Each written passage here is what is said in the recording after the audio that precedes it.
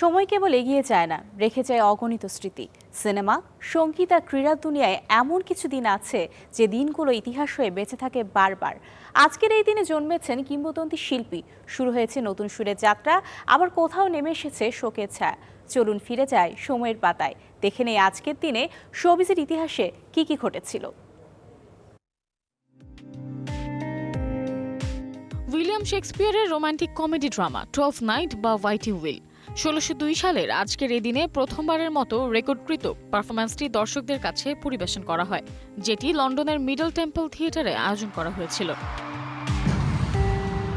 Shakira Isabel মেবারাক ripple, যিনি বিশ্বব্যাপী queen of Latin music হিসেবে বেশি পরিচিত। 1977 সালের আজকের এ দিনে জন্মগ্রহণ করেন কলম্বিয়ান পপ সঙ্গীত শিল্পী। দীর্ঘ সঙ্গীত ক্যারিয়ারে 4টি গ্র্যামি পুরস্কার ও 15টি ল্যাটিন গ্র্যামি পুরস্কার সহ আরও অনেক সম্মানসূচক খেতাব রয়েছে এই সঙ্গীত শিল্পীর ঝুলিতে। মার্কিন অভিনেতা ফিলিপ সেইমুর হফম্যান দ্য মাস্টার, ক্যাপট ও ম্যাগনোলিয়ার মতো দুর্দান্ত সব সিনেমায় অভিনয় করে নিজেকে করেছিলেন অনন্য। 2014 সালের আজকের এ দিনে মাত্র 46 বছর বয়সে অতিরিক্ত মাদক গ্রহণের কারণে মারা যান এই গুণী অভিনেতা। এই ছিল আজকের দিনের শোবিজ ইতিহাসের কিছু স্মরণীয় মুহূর্ত। কেউ রেখে গেছেন অনন্য কাজের উত্তরাধিকার, কেউ আবার চিরবিদায় হয়েছেন অমর। সময়ের স্রোতে হারিয়ে গেলেও তাদের গল্প রয়ে যায় আমাদের স্মৃতিতে, আমাদের পর্দায়।